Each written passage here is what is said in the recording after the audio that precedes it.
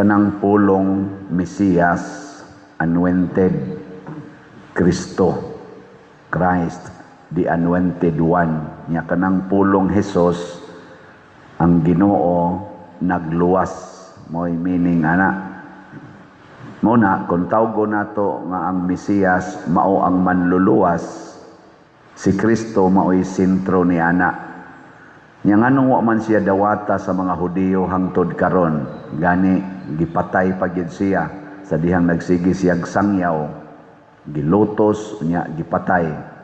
Tungod kay ang ilang balaod nga gisunod o gusto nilang pamatud-an mauman ang missing link ba, di nila makonek si Jesus o si Hari David. Kay ang Mesiyas matud pas mga propeta niya, tinahod man ginas mga Hudiyo ang propeta, kaliwat man ni Hari David. Pasabot, inigkatao niya sama ni Solomon nga anak ni David, hari siya. Nigabot niya din hiba, Hari Anon ang iyang panimalay. Mataw siya sa palasyo nga gikan ni David. Ingon ana tingali ang ilang gihuna-huna. Pero si Jesus, unsa man, kaliwat ba siya ni Hari David o dili? Kaliwat oy. Mao bitatong didto nanganak si Maria sa Bethlehem tungod kay niadto si Jose kay kaliwat man siya ni David, unya nagpa-census, nagpalista kay panahon man to sa census. Kaliwat gid siya ni Hari David by virtue of Saint Joseph na iyang ama-ama. O di natuma na. Pero nganong wa man ni makita sa kana ganing mga Hudiyo hangtod karon, nganong wa man nila dawata ang maong kamatuoran tungod kay wa man gisulti sa mga propeta unsay kahimtang sa iyang pagkatao, sa iyang pag-anhis kalibutan, unsang klasiha sa hari siya. Kay ngato magong concept sa hari kana magong dato, nagpuyo og palasyo nya, gamhanan kaayo, kuan kay ba kanang dako kay authority. Paragod karon nato naman tay gitawag og political dynasty. Mao sa nay gitawag nato silang mga hari sa Malacañang, mao mo na sila hari sa Pilipinas. Hari sa Kongreso, mo na mga hari sa mga distrito, mga congressmen. Hari sa Senado, sabi nila, hari sa na sila Pilipinas yapon. Hari sa probinsya, mao ang gobernador. Hari sa lungsod, mayor. Hari sa syudad, mayor. Hari sa barangay kapitan. Hari sa parokya, ayay, kaapil gid mi. Hari sa archdiocese, obispo. Hari sa Katolikong simbahan, Santo Papa. Ganahan kay ta anak mo tan-aw, nyag naa gani diha na halinya, nya nakakuni ka diha, ikaw mo'y hari. Uy, si Jesus pagkatao didto ramas pasungan sa baka. Nitubo si Jesus, panday raman, hasta iyang papa, nya iyang mama, way trabaho, housewife.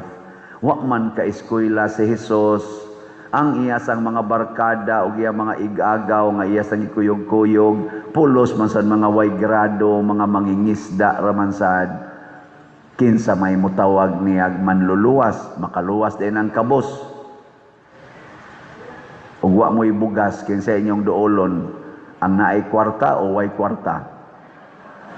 Ingon aron na maligya tag raffle ticket, kinsa may atong duolon para mo palit og raffle ticket kanang balay nga nagyaka si yuta o katong balay nga murag kuan kayo harianon.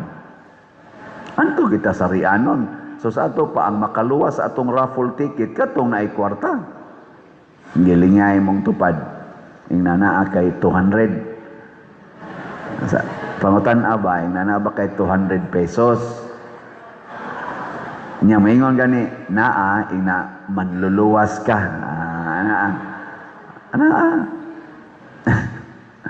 Oh, may klaro.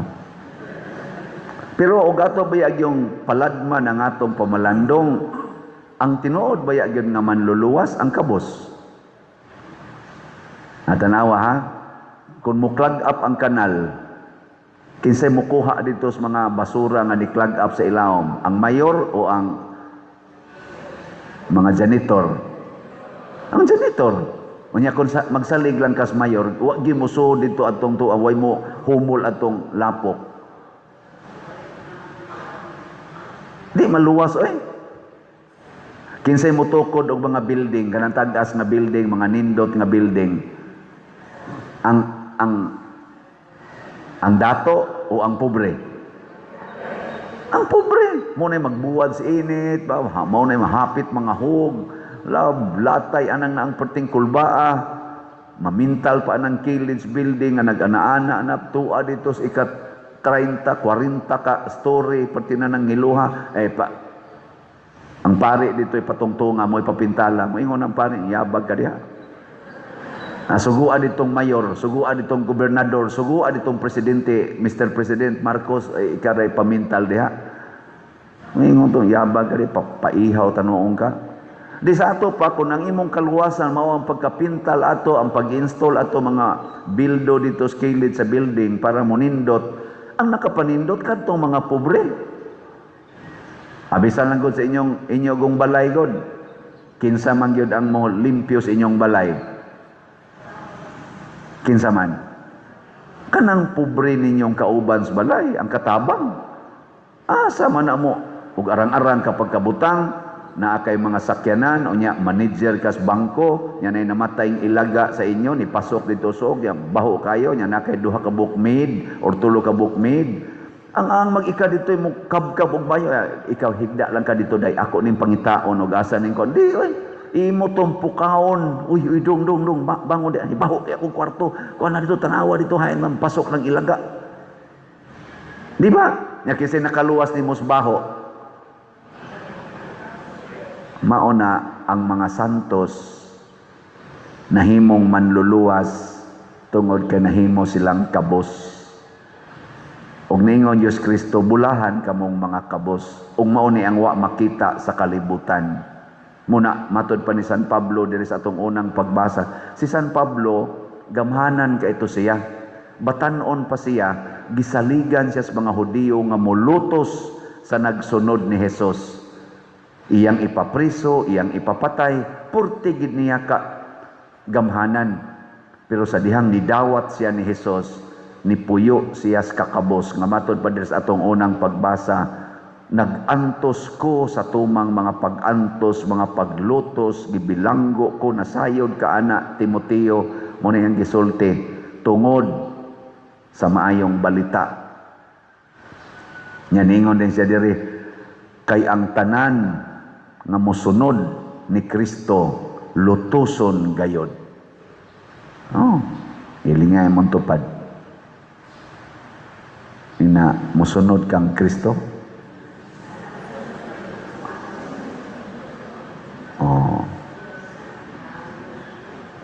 Pero ang nakanindot kung magsunod na ta ni Kristo, nya mopuyo tas kakabos, ana atay kalinaw. Nga matod pa diri sa atong tubag sa Salmo, o Ginoo, dako ang kalinaw alang kanila nga nahigugma sa imong balaod. Kinsa karoy malinawon sa Senado ang kadtong majority nga 13 nga sakop ni Senador Cayetano o kadtong mga majority nga 12 nga sakop ni Vicente Soto o nilang Gatchalian. Karon ba kinsay malinawon ka sa inyong paminaw? Kinsay may dunay dako nga kalinaw? Oy, smiling kay naong ang mga kaubang kay Tanong. Ano man? Kay nakahiring na gid sila sa Blue Ribbon Committee nga kuyog ang 18 brave Marines. O Daghan ang gisulti sa mga kabus nga mga sundalo kanhi. Daghan sila gisulti nga delikado kaayo. Kay ang ilang gisulti way pugong-pugong pagkasulti, mao ang mga tao nga involved niadto mga malita-malita nga kwarta. Kadtod ang mga kwartaha nga malita-malita nga sa estimate lang nila sa ila lang na recall moabot og mga 805 billion pesos in 3 years. In 3 years ba kay mga 3 years man silang nag-alagad ni Saldico. 805 billion pesos. Nagikan ko no to sa lain-lain lang nga mga sources. Gikan sa flood control, gikan sa agriculture, gikan sa mga budget nga wa gidayon, samaan ng mga karsadang giayo, apil natin nga ato ang mga kaning mga classroom sa atong eskwelahan nga gi-budgetan pero wa mahimo mga ghost budget nga nanggawas nya gipangsud sa malita. Apil na tingali atong gikan sa atong PhilHealth, lain-lain lang kuno ang lugar nga ilang gipick upan ato hasta pa sa gikas prisuhan naa pa sila ma-pick up dito nga malita unya i-deliver nila. Og yano kay silang mosulti amo nang gideliver ni Romualdez katong former speaker, gideliver namo dito sa Ilocos, gidawat ni Congressman Sandro nya naasad si Aimee. Naminaw po siya nya siya pay nangutana pila man inyong gideliver dito mo ni gidaghanona. Yano kay silang mosulti unya sa og inyong paminawon atong paminawon sa social media. Mauna ni ang gipaabot nato nga naay mga tao nga mosulti hain padong ang kadtong mga kwarta nga nangawa nato. Trillions pa to kaning ilang nakita, billions ra ni. 805 billion more or less ang ilang ma-recall pero kuan pa lang ni tip of the iceberg. Kay ngano man trillions ang nawa sa atong panudlanan. So pinisik pa lang. Pero may na lang kay naa sila nga nisulti. O para nako dili na unta nato lalisan kinsay legal, kinsay illegal nga majority sa Senado. Ang ato untaan ni karon atong tugutan nga ang kamatuoran, ang ebidensya mo'y atong sundon. Matud pa ni Senate President Cayetano, ako mura man gyud kuno siya na overwhelmed sa gipangsultis mga Marines nga actual gyud ba nya under oath.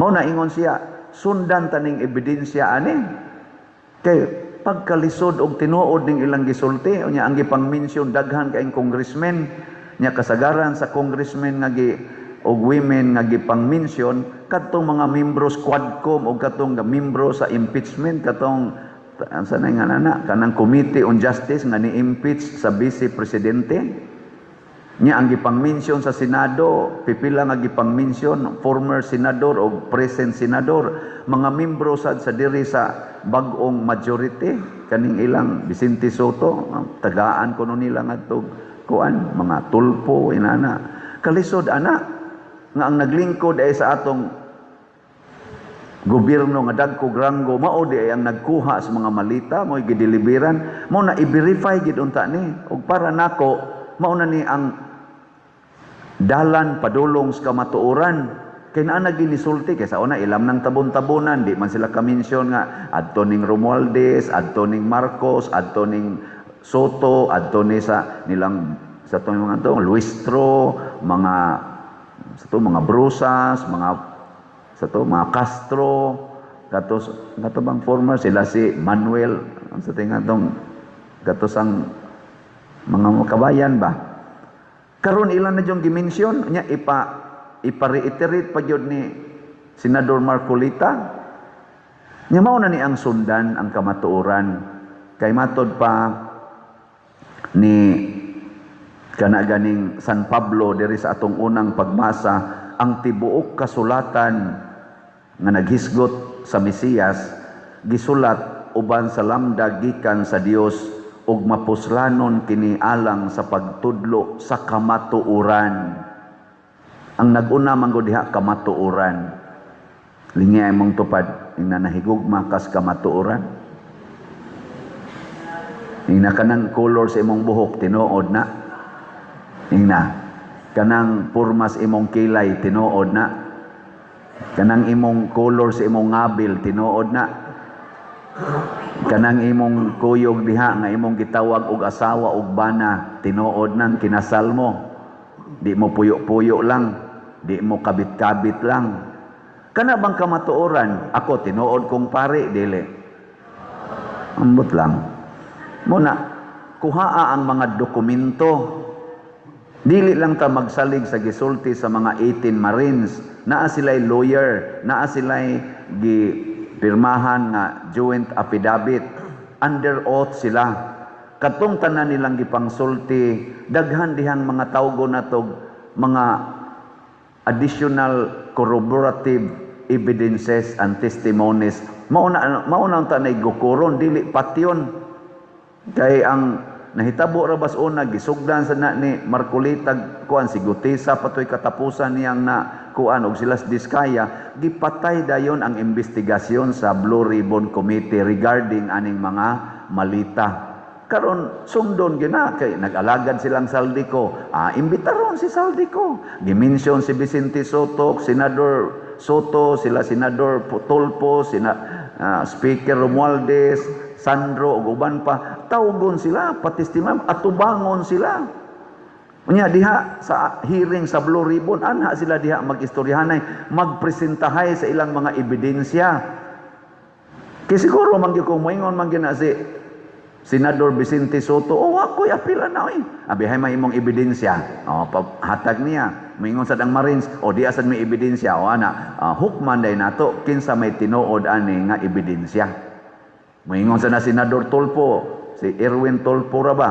Mo ilang gimensyon. Nya, maura ba na siya niingon nga we can bend the law. Ingon, ako'y labot ana, kay I just bend the law.